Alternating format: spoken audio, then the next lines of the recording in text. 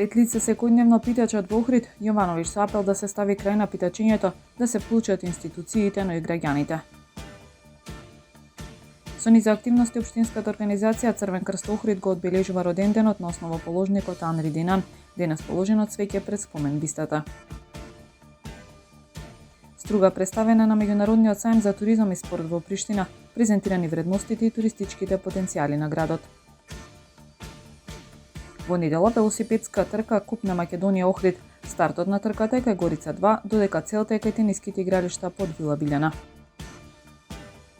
Времето утре сончево со мала облачност и температура во интервал од 7 до 17 степени. Следевте една минута вести на Охрид Нјус.